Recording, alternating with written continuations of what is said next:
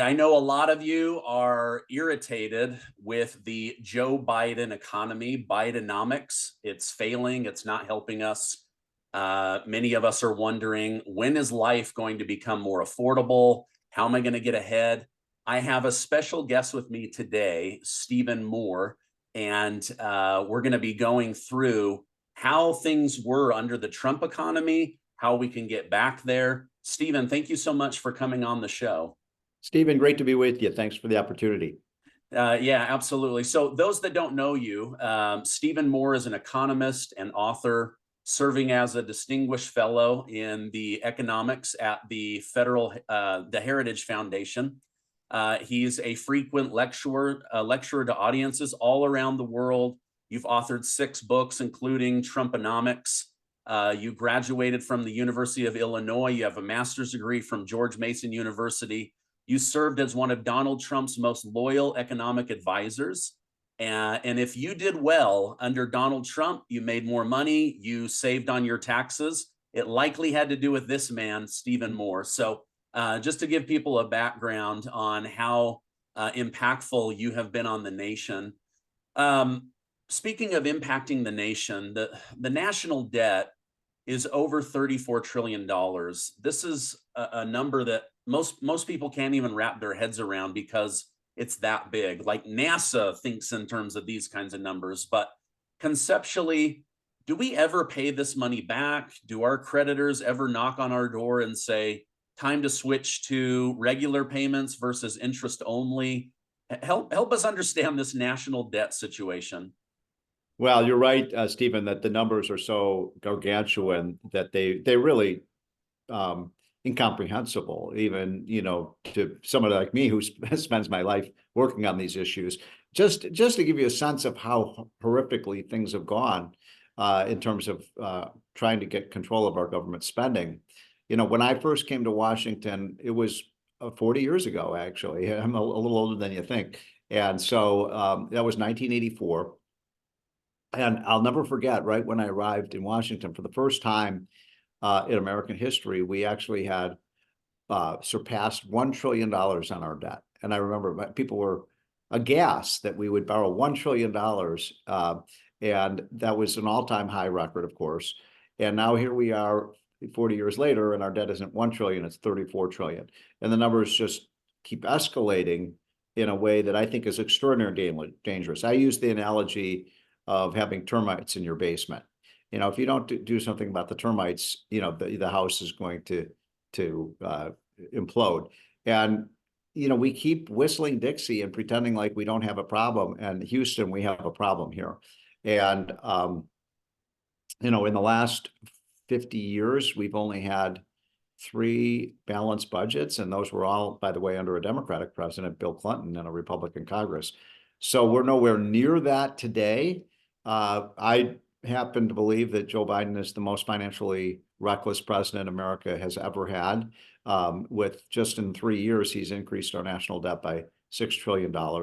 That increase in debt and the increase in the money to accommodate all that spending is what really led to the 20% increase in prices in the last 3 years. So look, you don't have to be an economist to know that you can't continue to borrow and borrow and borrow forever. You have to pay back your debts, and to be this indebted is a really dangerous situation. One other quick point, you talked about the interest rate payments. Right now, the fastest growing area of our federal budget is just the interest we pay on our debt. In other words, $1 trillion a year, almost, we're not quite there yet, is just paying interest.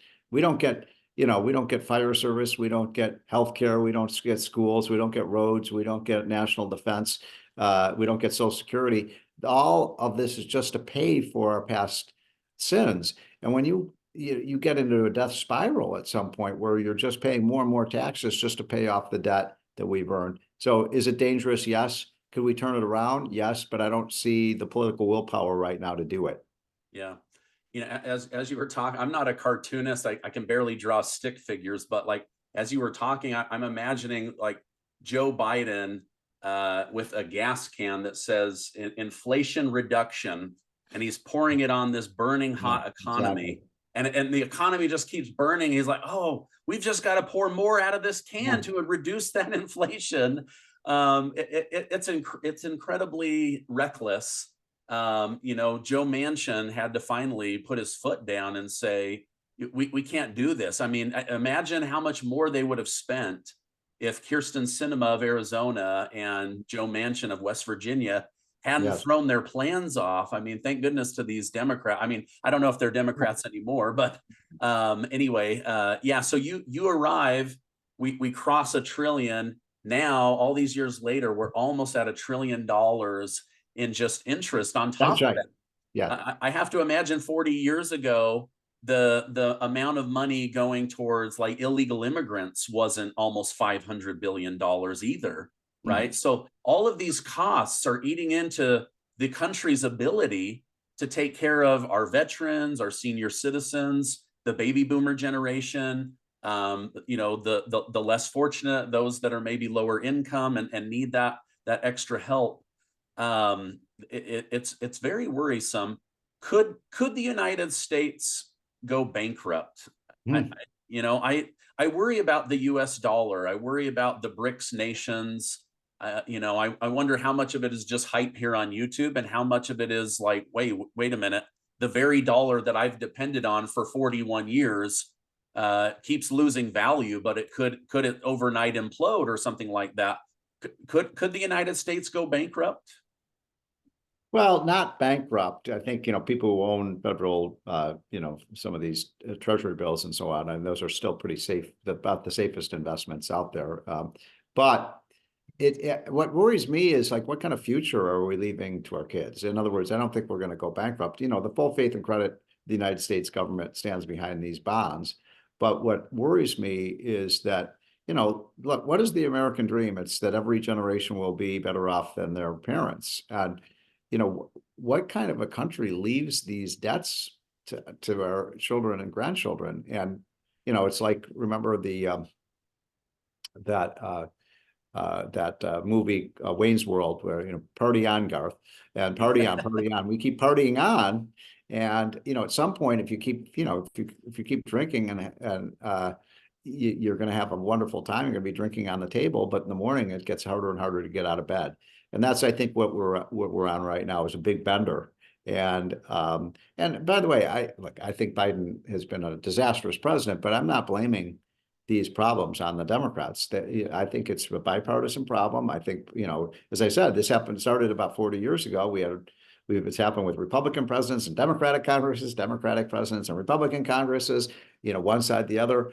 And so it's the politicians love to play Santa Claus. They love it. And we like it when they play Santa Claus because we keep reelecting these people. So this is the reason I wanted to come on your show, is to say, folks, this isn't a fire drill. This is the real thing. This is serious as a heart attack. And we better do something about this quickly, or it's going to be incredibly painful. And the people who are going to be paying our bills are the young. I saw a cartoon the other day that I thought was so appropriate. And it's like, these two proud parents, they're, the mother just delivered this baby and they're holding, and this person from the IRS comes in and says, this is your bill for all the debt, $600,000. That's what we're doing to our kids. Yeah. Oh my gosh. Wow. Like, welcome to planet Earth. Get ready to pay back your portion that you didn't spend or benefit from. What about what are your thoughts on the BRICS nations trying to collectively come together, maybe a gold-backed currency or a commodity like oil or something like that to take on the hegemony of the US petrodollar? Oh, I don't think that's much of a threat. Look, I mean, we are still what I like to say was we're the least rotten apple in the cart. That we're still by far the strongest world economy. And, who would want to, the BRICS countries are like Brazil, Russia, China, India. Come on, does anybody have more confidence in their economy than ours? No way no way at all. So I think we will retain our world economic currency status, but I just worry about what this will do to our prosperity in the future. You know, we normally, when we have a crisis like we had with COVID, we start to pay down the debt. And what's happened under under Biden, is that, you know, the crisis is long over. We should be actually, you know, paying down some of our debt right now, and instead we're adding trillions of dollars a year to it. Yeah. Oh, that's interesting. So the normal protocol, is that because during most crises, they don't shut down the entire economy and lock their people up? Is that what made the difference, or was it the stimulus checks? So, well, this is an interesting question. I mean, I happen to think that, you know, the lockdown of our economy in 2020 and 2021, the lockdown of our schools, our businesses, was one of the greatest and most catastrophic mistakes our nation has ever made. It was unconstitutional. It was a massive power grab by government. We have, you know, crystal clear evidence that lockdowns did not reduce mortality rates and fatality rates from the virus. But what they did do was just wreck our economy. They've done incredible damage to our children, who lost a year or more of schooling. And so we should never allow our politicians to do that again. It's that simple. Now, with respect to, you know, crises, if you go back to the Revolutionary War, you know, when this country was formed, you know, we borrowed a lot of money to gain our independence, and then over the next, you know, 30 years, we diligently started to pay off that debt. And then, of course, then we had the Civil War, which was massively expensive, so the debt went way up. But then, when the Civil War was over, we started to pay it down again. Same thing with World War I, same thing with the Great Depression, same thing with World War II. You know, after World War II, you know, every year we started to pay down that debt. And even after the Cold War was over, we started to pay down some of the debt. And this is a crisis where it's the first time, you know, in a period when the crisis is over, we continue to borrow and borrow. And that's what makes me very nervous about our current situation. Because what if we do have another crisis? I mean, you know, the well is dry now. We've spent it all, folks, and we're not ready for a rainy day. Yeah. Yeah. Oh, interesting. Okay. In your book, Senator Rand Paul, one of my favorite senators, because Yes. I believe he's secretly a libertarian. He's not secretly a libertarian. He is a I'm like, libertarian. he has an R by his name I just know. to get the votes. That's brilliant. That's Right, exactly what I would right. do, right? So, but he said he would only write your books forward if the book talked about limited government and Yes. the avoidance of a progressive income tax. I Yeah. don't even know that most people can imagine a limited government anymore, but when he says something like that, what do you think he has in mind? And then tell us about this progressive income tax idea. Well, first of all, I mean, Rand Paul is one of my heroes, and he's one of the very few in Washington that's trying to do something about runaway government. We're not going to solve this problem by raising taxes, by the way, because then you just hurt the economy.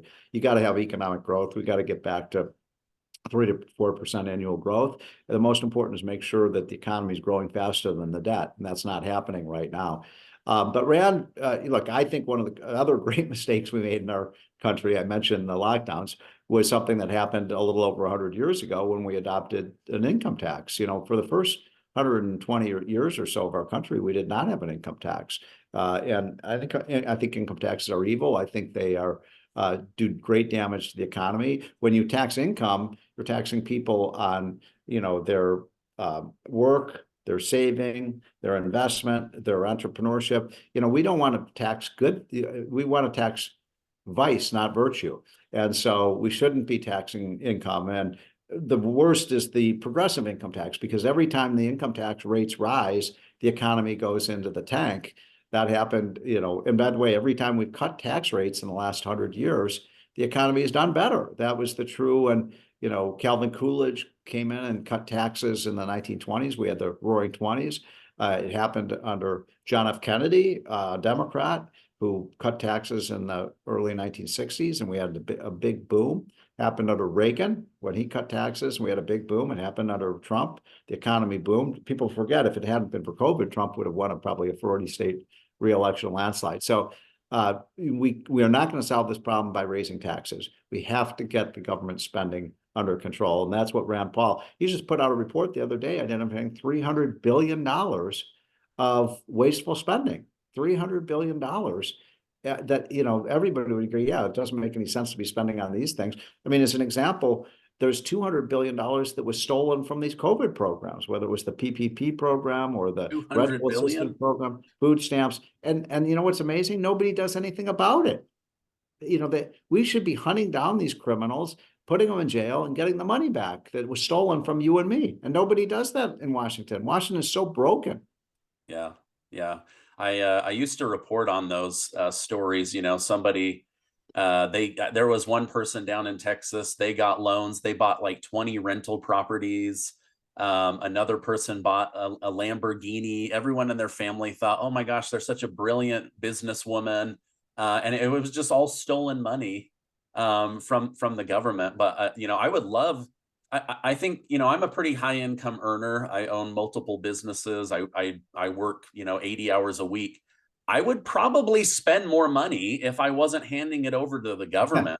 Right. And I tell people all the time, like, I don't mind paying some taxes, because if somebody said, "Hey, would you voluntarily give money for schools when your kids are not in school, or to repair roads or bridges?" I would probably, I don't really want to do that. So I understand the need for some taxation, but it does get onerous, and then you don't have that money to spend, and that spending of money creates jobs. It raises wages and different things like that. So I would love to see something like that. And also limited government. Like you said, there was such a power grab during the lockdowns that it was like, wait a minute, we have way more control over humans than we ever realized. Let's grab it while we can. And that was really sad to watch. Yeah, I mean, we should never allow that to happen. I think hopefully the lesson that Americans have learned is that there's an old saying that crisis is the rallying cry of the tyrant.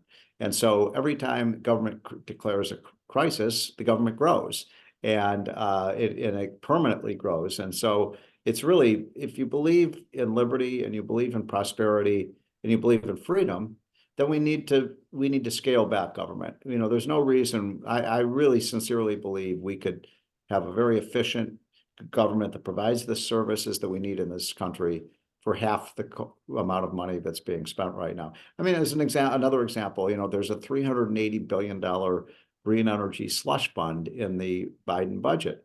380 billion. I didn't say million. $380 billion for what? For solar panels and windmills and electric vehicles. That why not just let the market work? You let people decide what car they want to buy. Why does the government have to throw money at these programs? So Department of Education, we spend $100 billion a year at the federal level, and the more money the federal government spends on the schools, the worse the schools get. So how is that solving the problem? Yeah. Wow, I didn't realize it was $380 billion. I mean, think of all the A lot of problems money. that they could solve, Exactly. immediately by spending that money, investing in Americans, investing, and they were able to pass this massive infrastructure bill, but I don't see the bridges in Utah being fixed. The roads are pretty terrible. I mean, like, that would create jobs, that would create prosperity, that would improve the country, and yet it seems like things continue to run down. Okay, so in your book, Govzilla, great like visual, the Godzilla, this government that's out of control. In your book, you mentioned that Washington D.C. is a swamp. Yes. We have heard that, but when you say it's a swamp, from your perspective as an economist, as someone who's been in government for 40 years, what do you mean by that? And can you give my listeners some examples? Well, first of all, just the book in general, what we really do in the book, it's almost like a picture book, and you can read it like in one night. You can just flip through it and look at the charts of what I do is go back to the founding of our country and look at what's happened to the growth of government in terms of spending, in terms of taxes, in terms of hiring people, in terms of government land. I mean, a third of the land west of the Mississippi is still owned by the federal government. That's crazy. Let's put that land in the hands of private developers and so on, so we can make money on that and mine for our minerals and use our energy resources. We're such an incredibly no country in the world is endowed with more natural resources than the United States. And so the government just keeps growing and growing. By the way, the government spends hundreds of millions of dollars a year acquiring land. They shouldn't be acquiring land. They should be selling it. One of the first, people, I mentioned that it wasn't until, I think it was in 1916 that we actually had an income tax. So people say, well, how did we fund the government? Do you know there were two primary ways we funded the government before the income tax? Do you know what they were? No. Take a guess. Well, maybe selling land west of the Yes, Mississippi. yes. Yeah, okay. Yeah, you ding, ding, ding. You got it, my friend. Yeah, land sales. So remember all this land, we had all this land and the government sold it. And of course, then people like our parents and our grandparents and our great grandparents bought the land and developed it and developed the farmland and developed the businesses. But what I'm telling you, we still got about a third of the land in the area, tens and tens of millions of acres that could be sold at a high price, be put to productive use. We know that the government is a horrific land steward of the land. Look what happened with the forest fires out in California, where millions of trees were burned down. By the way, we emitted more carbon into the atmosphere from those forest fires than have been prevented by every single climate change program that ever was invented. So we should be, we could be selling our land. By the way, the second way that we raised money before the income tax was through tariffs, where we would, put a tariff on goods when they came into the country. Now, what you see in that book with these charts is just like everything governments just get bigger and bigger and bigger. Not just, our economy is bigger too, but even as a share of our economy, the government gets bigger and bigger and bigger. And the debt, of course, that we were talking about before. And so that is a big deal. And it's one of the reasons I wrote this book as a warning to Americans that Govzilla, which is, it's the subtitle, by the way, is how big government is devouring our economy. And it really is, and our freedoms. More government means less freedom. So that is a long-winded answer. I don't think I actually even answered your specific question. The swamp. Why the swamp, yeah. It's a swamp? So a big part of this is that as government has gotten bigger, Washington, D.C. has gotten richer. There's an old saying that, Washington, D.C. used to be just a sleepy old southern town. And it is now, did you know 3 of the 4 wealthiest counties in the United States are in and around Washington, D.C.? Now that's 3 of the 4? Yes. And how did that happen? Think about this, because we don't produce anything in Washington. We don't produce anything. All we do is produce lawyers, lobbyists, politicians, rule makers, regulators. So what's happened is, think about it this way. We collect about $5 trillion a year from everybody outside the Washington Beltway. And then we send you back 4 trillion. So it's a pretty good deal for us. We collect 5 trillion and we send 4 trillion back to you. I could never understand why people outside the Beltway think that's a good idea. So we're getting rich off of this. It's not people outside the Beltway who are getting rich off this. It's people inside the Beltway. That's why it really is a swamp. There's an old saying, by the way, that, people come to Washington to drain the swamp, and then they get here and they realize it's a hot tub and they jump right in. And there's a lot of truth to that. So stop sending your money to Washington. One of the things that I think is really so awesome about America and our founding fathers, and by the way, the more I study, this history of our great country, the more amazing I think our founding fathers were. I don't think there was ever an assemblage of more brilliant people at any place at any time than what happened in 1776. But they set up a system of government that was really predicated on what I call the forgotten 9th and 10th Amendments. And that is the 10th Amendment says very clearly that all powers that are not specifically designated to the federal government reside with the people in the states. And we've gotten away from that. And now we look to Washington as the first. No, it used to be local governments were the ones that tried to solve the problem. Now we have these bureaucrats in Washington that are trying to do it. Yeah, well, a good example of that is the federal government keeps suing and blocking Texas from trying to keep illegal immigrants in Mexico, right? They try to erect a wall, got to take that down. Yes. They try to put up the semi-truck containers as a temporary wall. No, we're going to sue you. The balls in the Rio Grande. No, we're going to sue you. It's like the federal government is trying to control the states, where the states used to have a lot more autonomy. And like you say, people would look to local government, and now it's like DC wants all of the attention so that they can have all of the money. It's gotten really backwards from, the past. Yes, it's Yeah. so true. And, we need to decentralize our government. And, it's amazing, just in the 40 years I've been to Washington, it is booming. I mean, this is one of the reasons why I think it's so interesting. Like, you listen to the people in Washington, the politicians and the bureaucrats, and gee, why are Americans so, angry? What, it's so, everything's going so well. Yeah, in Washington, everything's going well. We're getting rich here, but it's this bubble. Washington, you use the expression about what the Washington is a swamp, but it's also a bubble. We are completely disconnected with what's happening in real America and Main Street America all over this country, where people really are struggling.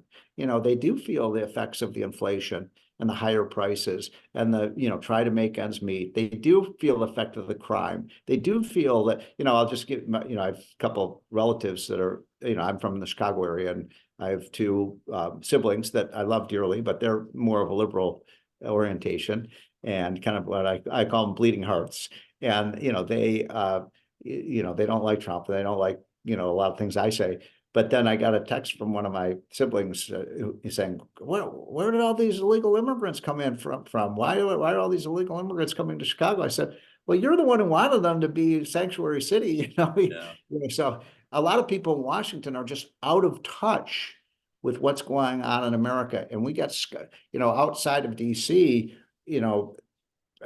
I mean, the perimeter of DC, it's sky rises. I mean, Roslyn, Virginia is booming with these high rises, Tyson's Corner, and it's all government money that's creating this. And it's money that's, and by the way, this is how Rome was destroyed, right? Because Yeah. Rome became so arrogant with power that finally the peasants revolted. I wonder when that's going to happen in America. Yeah. Yeah.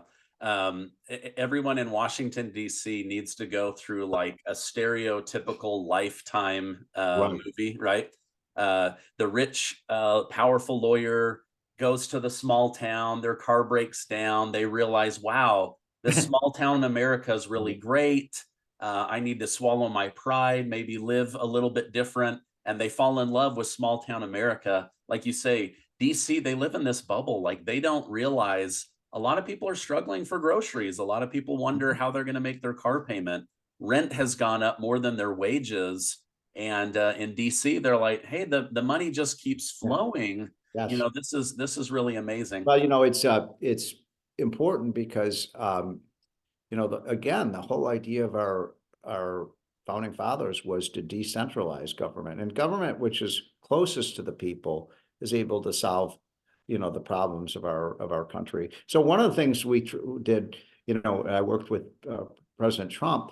And one of the things Trump tried to do was like move some of these federal agencies out of Washington. And boy, that didn't go over very well, because these people in Washington didn't want to move to Montana or Idaho or, to Tennessee or, Massachusetts. They wanted to be in Washington, where they're kind of a protected class. So the government is becoming distant from Americans, and it's becoming arrogant and out of touch. Yeah, yeah. The octopus wants everything within grabbing Mhm. distance.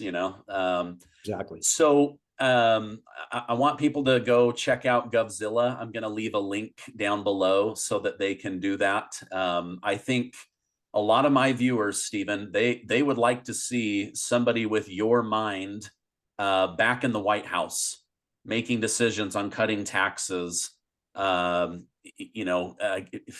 reforming the tax situation, helping with the inflation. All right, I'll give you, why don't we have a flat tax? Come on, make it really simple, a 15 to 18%, maybe 20% flat tax. Everybody pays 20%. There's no loopholes, there's no deductions and special interest carve outs for this group and that group. As my friend Steve Forbes used to say, and Rand Paul is in favor of this too, the tax form could be on a postcard, and everybody pays their fair share. Doesn't matter how many lobbyists you have. That would be so simple. I mean, it's so logical. By the way, nobody in Washington wants a flat tax because one of the ways we collect power is through the tax code. I mean, people are making billions of dollars off this complex labyrinth of a tax system. Why does it have to be that way? Why can't it be simple? Yeah. Oh, gosh. I just read on Zero Hedge this morning, right before getting on with you, that they arrested an IRS agent, and he said the only reason that he took a job at the IRS was to steal Donald Trump's taxes and release them to the world. So, like Oh the, my the God. tax code, they're like, if nothing else, we can get somebody with the tax code, right? 70,000 pages. One of these rules, we'll get, we'll get these mafia bosses or whatever. But yeah, taxes is a great way to control people. Yes, and it's not just the amount of money, it's the fact that nobody understands it and it's incomprehensible, and they've made it intentionally incomprehensible. So you have to have a tax lawyer, you have to have this massive, I mean, why do we have to have, an entire football, professional football stadium full of IRS agents? It should be something, why can't we just make April 15th another spring day? And so it's just an example of the crazy rules that are going on in Washington that nobody can comprehend. And Washington has become a power source that, and I want to correct you on one thing you said, Okay. because there was a nice flattering thing. You said, well, I can help solve this problem. And, I try to do my little part, but I've got to say this to your viewers and listeners. It has to come from the people. It Okay. has to come from the people. I can't solve this problem. We need people to rise up and revolt against this.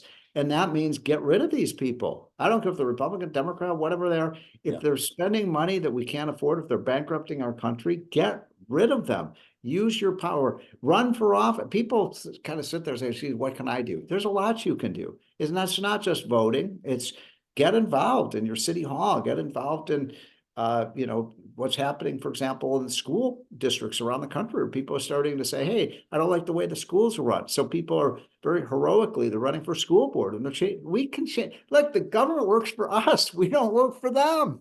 Yeah. Yeah. Oh, that's a great reminder. Thank you. Thank you for that. One last question, Stephen. Yeah. I'll get you out. I really appreciate you coming on. Your book Govzilla. What was your favorite part when you were writing that?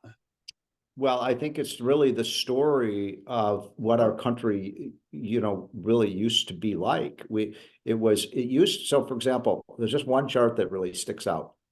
So it used to be that only about 20% of all our government spending was in Washington.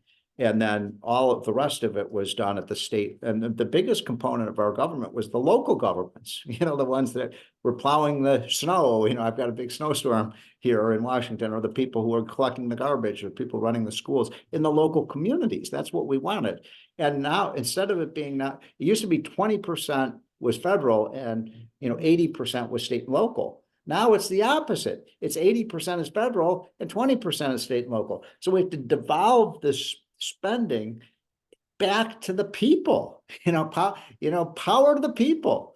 I love that theme. And that was what our country was founded on. And people should remember that, as Thomas Jefferson said, government which governs least governs best. It's Yeah. pretty simple. Yeah. Oh, I love Or as that. Ronald Reagan put it, he said it so well. He said, a government that's big enough to give you everything you want is big enough to take everything you've got. Ooh, that's a good one. That is a good one. So a government that's big enough to give you everything you want is big enough to take everything you have. Oof.